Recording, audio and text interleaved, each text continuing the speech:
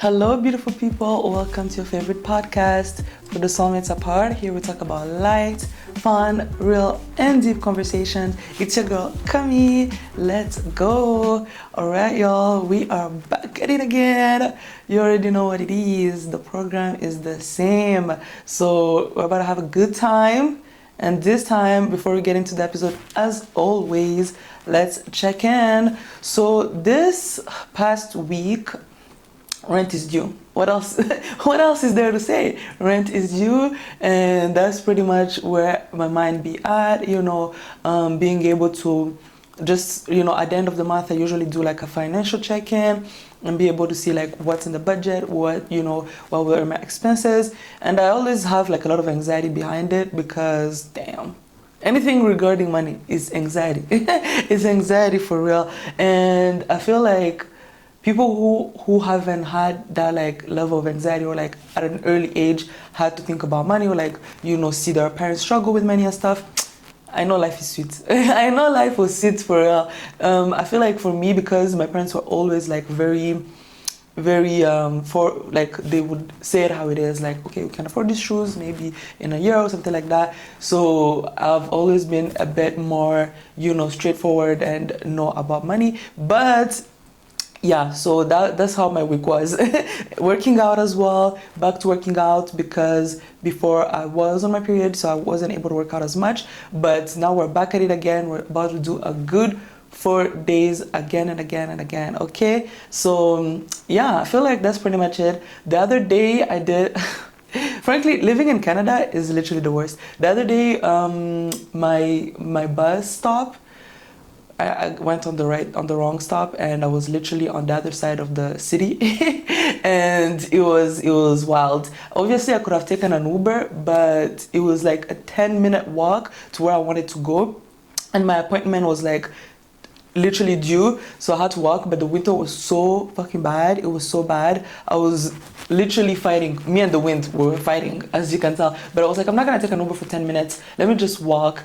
And I was able to walk. So shout out to me and Google Maps for me to get there at the appointment on time. And it was something I was like, wow, adulting is sad. 7 out of 10. 7 out of 10. And if you know me, every time the episode, it's always like 6, 7. But 6, 7. But I feel like it's because I'm very much like a grateful babe. I'm like, oh, if there's food in the fridge, my rent is paid, things like that, why would I complain? But sometimes I'm really doing bad, and I need to stop doing that and be like, yeah, 4 out of 10, 2 out of 10. But hopefully we'll see. We'll see how the year goes and the episodes continue. So tune in and make sure to rate your week in the comments. I definitely want to know, y'all. I want to know, like, how was your week out of 10? The past episodes, y'all haven't been commenting. What is this about? Like, am I speaking in the verge of nothing? Nobody's, nobody wants to let us know. But yeah. First of all, thank you all for tuning in. If you're here, I love you. And on today's episode, we're doing dilemmas. I hope y'all like dilemmas because they're so insightful, y'all. Like, everybody's going through it. And yeah, we're in this together. We're in this together. And this time, we're talking about money, cash, moolah. What drives the world, paper, money dilemmas. So we're doing that. And obviously, since y'all haven't been sending them, I've been posting. Send me your dilemmas. Nobody is sending. So we're back on Reddit, and this time, really, people are going through it. This is what I'm gathering. The overall decision is that we're all going through it. But yeah, so on to the first dilemma. Okay. Hi everyone, I'm 18 and I have some savings I invest, and I think I know how to manage money. But lately, I've seen a lot of things I want to buy and things I want that cost a lot of money. I'm not sure where I should spend my savings or save them. I'm currently finishing my first year of mechanical engineering. I don't have a stable job, and I plan to get one in my third year of university. If anyone has any advice on whether I should spend my money or save it, I would appreciate it. Thanks everyone. I feel like 18, 19 is that like coming of age time, like where you don't know, like financially you are starting, to start like building something. I'm really happy that you've been investing. That's something even older people, I've literally told all my friends, y'all should invest. Nobody. I think one or two of them have been I've actually gone through with it, but like a lot of people, and especially Black communities, we don't want to take the risk. But I'm very glad that you're doing that at an early age. Very happy. However, if you don't have a stable job, I would say keep saving. You don't have any bills. You can do a little like budget to see where your expenses go, or like if there's something that you want to buy for yourself, I feel like you can do like a little one splurge and spend on one thing. But I would say continue saving until you get a stable job and you're having like money coming in, because now your money is working for you, and that's amazing. Like you're investing, so that's good. So I would say that would be my advice. Yeah, your favorite financial advisor. On to the next dilemma. Okay. How do you stop thinking or caring about money 24/7? That's the title. I'm constantly thinking about money. It is unhealthy and doesn't make me feel good. I'm a 31-year-old male, just bought a house and have a decent job, but I've always been mentally unstable when it comes to money. I always compare, always get FOMO from anything, and even struggle to appreciate any financial success from others, as it makes me feel bad. I want to fix my mentality and stop caring, but at the same time, I want to make sure I'm maximizing my finances as much as possible. What do you guys do to control your emotions with money and not be depressed over it? This is good. This is juicy. This is a good question, okay? And I feel like a lot of people have been going through this. So when I pick up these dilemmas, I'm very like conscious and aware like what would be a good dilemma to bring to the mass, to the people, okay? And he is 31, and I feel like money is not just paper. It's literally, money has energy, y'all. Like really, your relationship to money is gonna drive on how much wealth you're gonna be able to build for yourself, and how much in terms of finances you're gonna evolve. So you really have to be aware of it and think about your emotions to it and how it affects your life. So I'm glad he is thinking about this, and I'm glad you're a homeowner. First of all, let's clap for that, because we all want to be homeowners, but the economy is bad.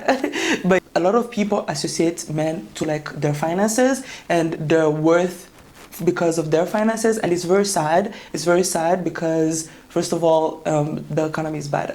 So you can't really, you gotta see the drive and effort they're putting into it more than associating your thoughts about it. So I would say controlling your emotions, you're already doing great. I feel like you're doing good. You have a house, you have a stable job and everything, and you're making money. However, you need to dig deeper. You need to go into your background and your past and your relationship to it in the past and how it has shaped that to now. And, you know, therapy, journaling, all the wellness things that help understanding your emotions, because when you understand it, then you can be able to balance it, to be able to be like, okay, I'm doing a financial checkup every month.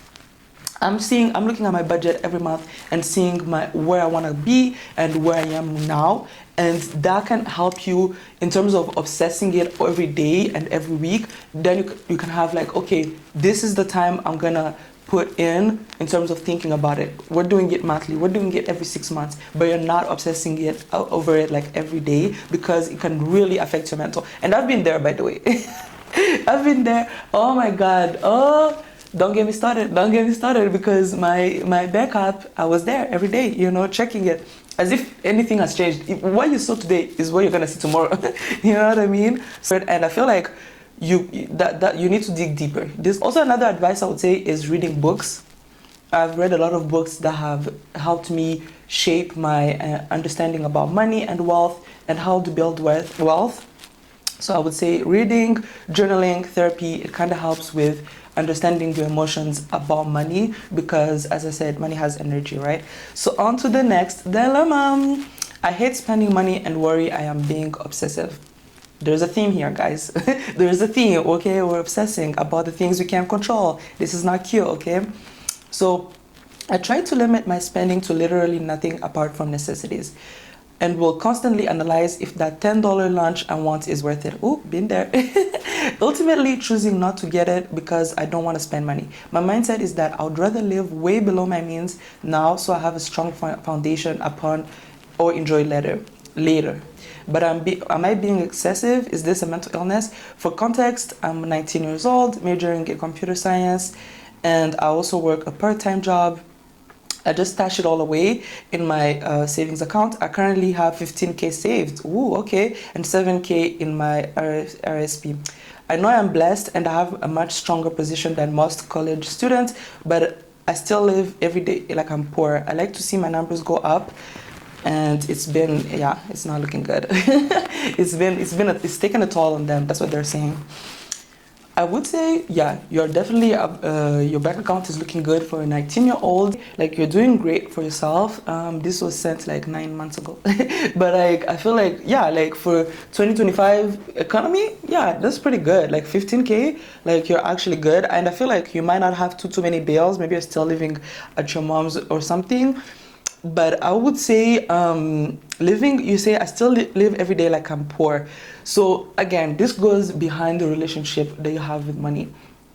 And I feel like a lot of people overlook the importance of having a budget and being able to leave some money for like enjoyment. You know what I mean? Because let me tell you, y'all think some people have a long lifespan, but some people die young, you know what I mean? You don't want to die young with 15K in your bank account and you haven't enjoyed. So I would say do a budget and reserve some money for like enjoyment. And literally the expense, call it enjoyment.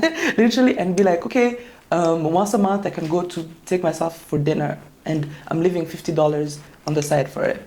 Once every 3 months I can take a trip and I'm putting 1K or 2K aside, just like that. But like at least you have some money to enjoy your life, because you don't know what can happen in the future, and life is worth like to be enjoyed. To be enjoyed, you know what I mean? Like, because at some point, yes, money is good, but what is the point of it if you can't enjoy it? You know what I mean? If you can't spend it and enjoy the good things that life has to offer. And I know most like this mentality stems from either you've seen some people in your life, you know, go broke and not live their life at their full potential because they didn't have enough money. Or like maybe you've lived with people who are like overspenders and they always spend on like unnecessary things. So you're like, okay, let me save up and continue saving. And that's good. That's actually great. But I always say, like, have your goals, you know, list your goals. Like, this is what I want to do with my money, and still put some money aside for enjoyment. Me, I'm enjoyment ambassador. If you come here to hear a certain different perspective, yeah, I'm not the one of the two, okay? So on to the next dilemma. This one is called, I have an odd relationship with money. Well, don't we all? Don't we all? Oh my God. Frankly, I'm so, like, for people who have a healthy relationship with money, yeah, must be nice. Must be nice, for real. I was going to talk about my relationship with money, but today is not about me. It's about the dilemmas, okay? So yeah. I, 24 male, have an odd relationship with money. Oh, this was sent like 2 months ago. With money, I saved up 21,000 and don't know what to do with it. Ever since I was homeless in 2022, I lost the joy in buying anything unnecessary. I live well below my means in a rough trailer with my girlfriend, and I taught her how to save, and she saved up 8K. We go out to eat and to the movies time to time, but that's it. I was saving for a car, but then my grandmother gave me hers. I saved the money by working as a server and don't have any other skills or life experience beside working and just going home. I don't know what to do with the money. I'm 24. Shouldn't I be dying to spend it? Feels like it's the only barrier between me and going back to the streets. I can't shake the nervousness of seeing every dollar go into different spendings besides food and bills. Since I have no skills, should I go to college, invest in stocks, buy property? I would like to take the time to learn and get into a new line of work, but I have no idea how to budget besides savings every dime I have. Please help. My parents are awful with money and I have no guidance. Let me tell y'all. Let me tell y'all one thing. Parents, the older people, their relationship with money, like, I feel only the minority of them knew how to handle money. I feel like money is such a taboo thing to talk about in families, and even in schools, they don't really teach money management. What is that all about? So because you've been homeless, I understand where your anxiety of like spending money into anything that is not necessity comes from. And I feel like this is a theme from these dilemmas. And I feel like we're not individually, we're not the problem. The economy is the problem. You know, the government, the politicians who are running the world, and these big corporations who are making every single thing so expensive. That is the problem. Individually, we're not the problem because you've taught your girlfriend to save. You know, I would say buy property. Buying property is never a bad advice. It's never a bad route to go to, because first of all, you living in a trailer when you have 21K in your bank account. Yeah, I don't know about all that. I would say you can buy property, and even if things go wrong, you have your property, and even if things go wrong, you can always sell your property to even more money and flip it. So I would say that. And if you really feel like you have no other skills, you can go to college, but I would say more like take a course. Like uni is so expensive these days, y'all. Tuition is so expensive these days. But if there's something like a passion or a purpose that you kind of want to pursue, definitely go into it. But I feel like you can take a financial advisor course and become a financial advisor, because you know what not being good with your finances has gotten you. You know what I mean? And you've taught even your girlfriend how to save money. So I feel like that also could be a good route. But yeah, you definitely need to heal and learn that you're one step away from the streets, because you've now built your savings to a really good amount. So you kind of have to like rethink your relationship with it and kind of balance, you know, that feeling of I'm about to go back to the streets, you know, and understand this is where I'm at now. This is where I'm at, and I'm doing good, you know. And the joy of buying anything unnecessary, I can't really advise. I'm a recovering shopaholic, okay? A recovering shopaholic, meaning I like spending money on things. And as a girly who likes fashion, I always have something to buy. But I would say that's not a bad thing. Buy property or go like take a course just to be able to increase your skills and even your value in the work field, I would say, because you've only been a server. So yeah, that would be my advice. Y'all let me know in the comments. This was a tough one. I feel like when you've been on the other side, like being unhoused is such a traumatic event. It's such a traumatic event that being able to shake that feeling that you can easily go back, you know, it's not easy. It's not easy. And that's why I like to tell people like to save up, because living paycheck to paycheck is obviously not being homeless, but you're one paycheck to theirs. So saving is always a good route, I would say. I've never made money like this. What do I do? Oh, where are y'all getting this money from? That's my bigger question. Where are y'all getting this money from?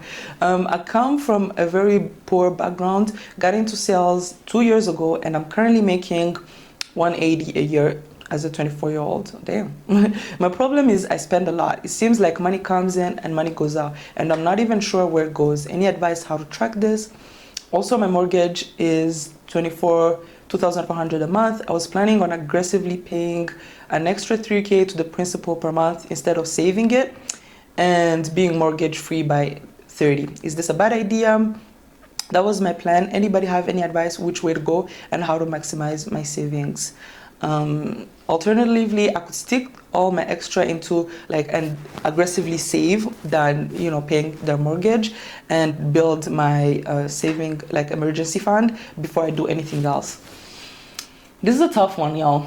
And people who actually talk about money and, you know, are very aware about their finances and not just like getting money in and out, know how much being able not to touch into your savings is hard.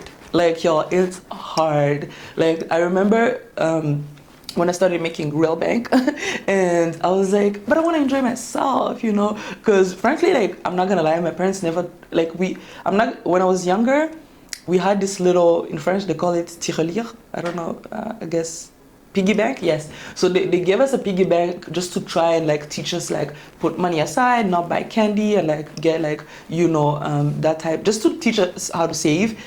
And I would always use the money and buy candy and buy like some unnecessary things, and they stopped giving us the money. And later on, when I grew up and started making real money, you know, it was also hard.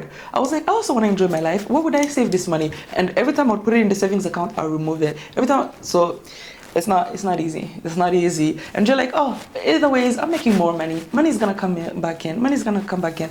But it's overall, when you look at it in the like next few years, you're like, damn, all this money, I don't know where it's like going. I'm spending it unnecessarily on these things that are not even gonna last me long term, right? So there has to be a balance. There has to be a balance into it.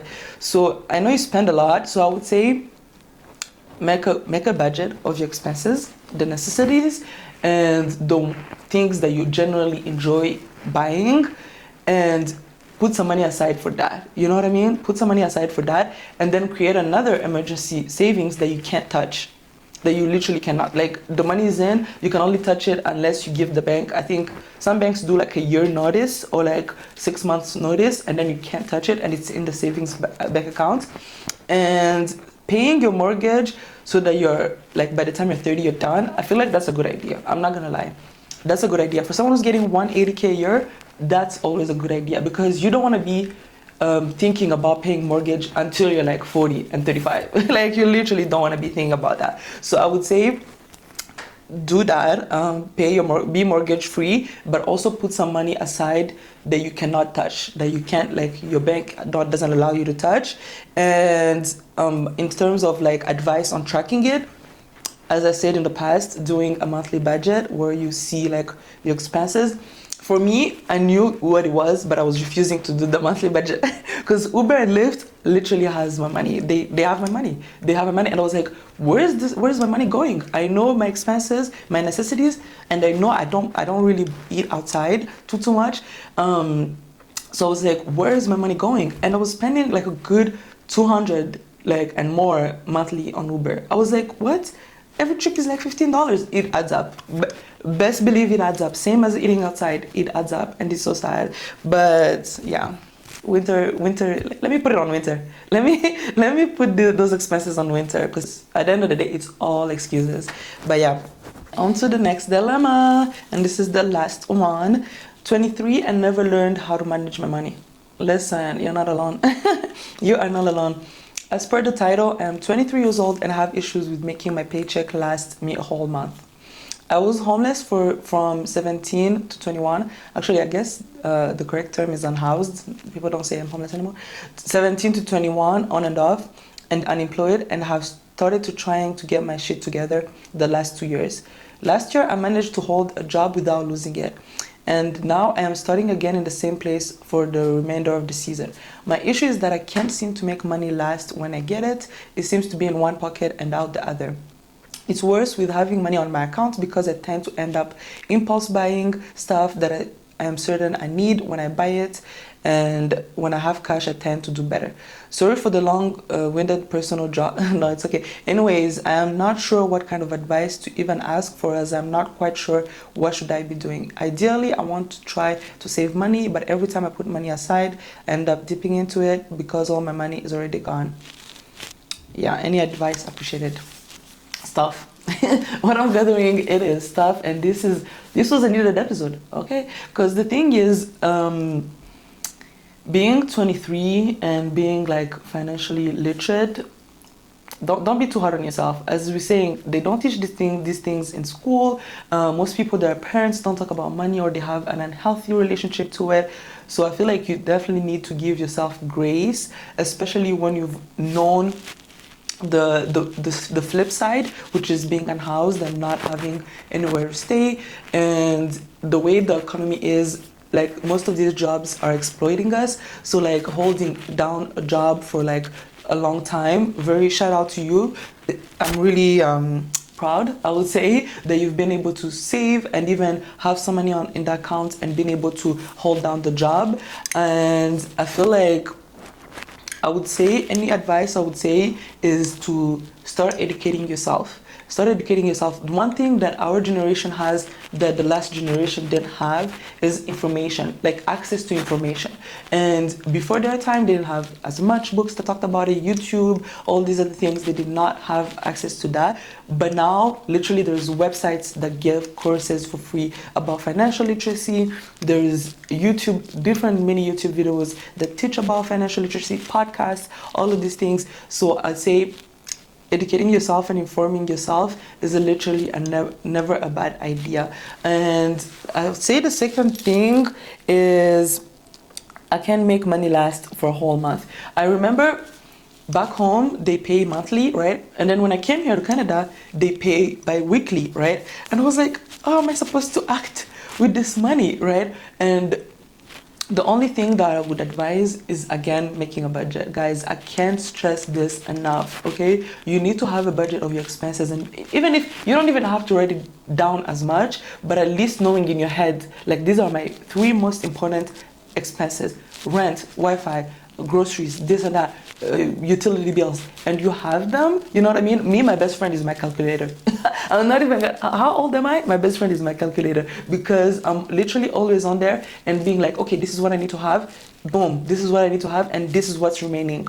Now that I know this is what's remaining, okay, this is what we can keep aside so that the next month you just don't have zero. You just don't have zero. And again, it goes back to the relationship that you have with your money. Maybe I'll have another episode where we can talk about the different archetypes or characters, the different relationships that you can have with money, because I know there's some different names for it, specific names for it, for like overspenders, people who don't spend too much, people obsessed with money. I know there's some specific names for it. Maybe we'll have an episode about it and fully dissecting those types of emotions behind it.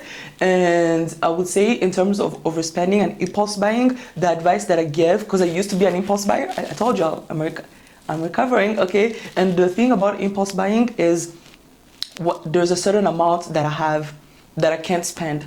If I didn't plan to buy that thing, let's say I'm just at the mall and I find something, if it's above $80, I'm not buying it. So like, you kind of have to have that amount. Maybe let's say $50. I'd be like, if it's above $50, I'm not buying it. Even if I have the money, because it's an impulse, I have a certain specific amount. And I used to be those type of people. I'd be like, but if I come back, and even if I come back, it might not be there anymore, so I need to buy it, and I need it and everything. And then you go back home and you find out you have 2 more that look the same, or like you don't really need that, you know what I mean? So I would say, if it's not something that you have planned to buy and it's an impulse, have a specific target of money that you cannot spend over.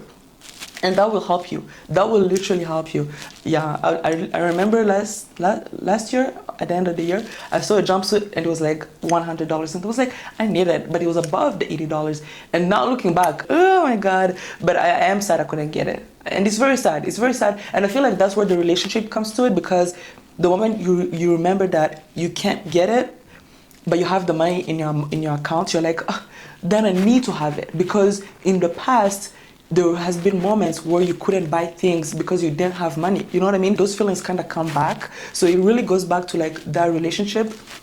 So I'm really glad we're talking about our relationship to money. That was the last dilemma. It was so good. Maybe I'll continue doing money dilemmas between couples, between relations, because I feel like number one, actually, I read this in an article, that the number one factor of like people divorcing is financial like disputes, like fighting over money. So y'all couples, people who are in love, y'all need to talk about money and know your relationship towards money before you even become in love, like be in love with someone else, because you're bringing that relationship to money to into someone else's life, because now your gambling issues are costing someone's son tuition. Now they can't pay the kids tuition because you've gambled all the other money, because you couldn't figure out your money relationship before early on.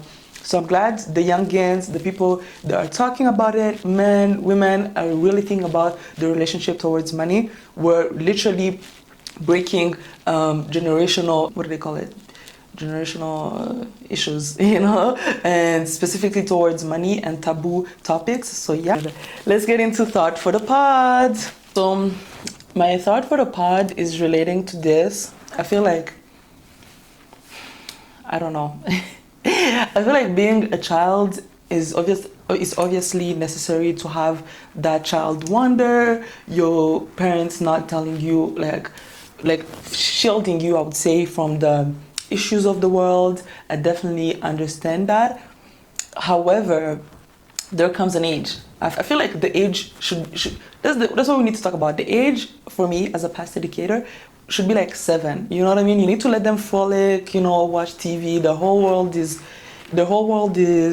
cartoons and stuff like that. And if they're lucky, they've never had to face any type of sexism, any type of abuse, any type of racism, any type of ism, really. You know what I mean? And they've never had to think about it, and they've never had anybody make a comment or anything like that. So they're kind of like shielded in those like formative years, in those 7 years. By the time they start gaining consciousness and self-awareness, as parents, not me, so not me, but y'all need to have those hard conversations. And I know it's easier to brush things off and being like, oh, kids don't notice these things, they're too young to understand this, like we should give them time, and like maybe we'll talk about it later.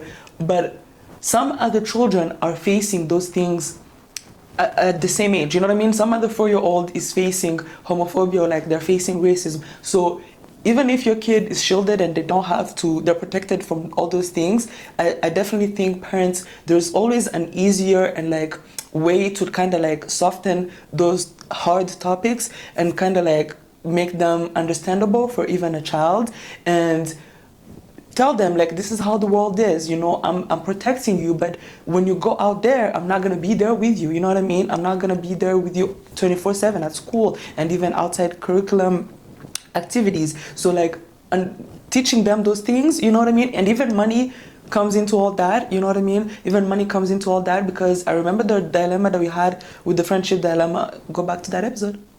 Hey, go back to that episode when they're talking about the kid who kind of feels excluded because her friends have families who have more money and they go to all these expensive shows. Your kid is experiencing all those things. So you kind of have to have those conversations and be like, hey, at home, we don't have the same finances than other families have, and you might not be able to experience, have the same life experiences or enjoy all the things that they are, because we're at this life stage, you know what I mean? And making them understand the important things, the values that you want to instill in them. And I feel like specifically kids who have privilege, who have like are privileged, I would say, like teaching them like, hey, you need to be grateful because there are other children who don't have all these things, and like showing them how to volunteer and like giving back to the community, very much giving back, specifically on giving back, because the moment you're a privileged child, that's how you grow into becoming an entitled and privileged adult, because people around you have not shown you or have not taught you to be grateful, and even embrace the things that you have right now. You know what I mean? So I hope that makes sense. That's a thought that I had. You know what? That's a thought for the pod. So I hope people who have children, people who are thinking about having children, you need to start thinking about those things beforehand, because there's a lot of entitled adults out there. Because they have never, in their upbringing, they were very much shielded and never taught about the different life experiences other people are having and practices. And I'm very thankful for my parents that they were always like, hey, you have it good. Like, there are other people who are going through this. Some African parents take it too far and they're like, don't have a good life because other people. No, let's have some balance. There's some balance behind it, and there's a way to go around it. So I feel like, yeah, that was my thought for the pod. Yay! You see me as an educator. You see me now. Should I be teaching y'all? Class is in session, okay? So I hope y'all liked this episode. As always, share with your friends and your financial girlies. Where the finance girlies? I'm here, okay? So we're gonna be continuing talking about money and even other deep conversations. It's not just light stuff.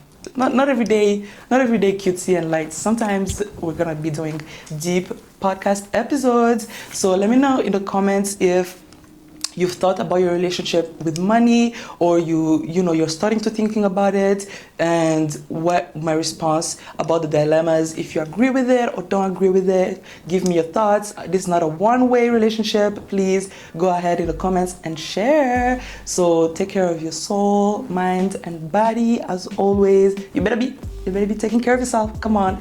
If not for you, for me. Do it for me, for real. Self-care. So yes, bye, and tune in for more episodes.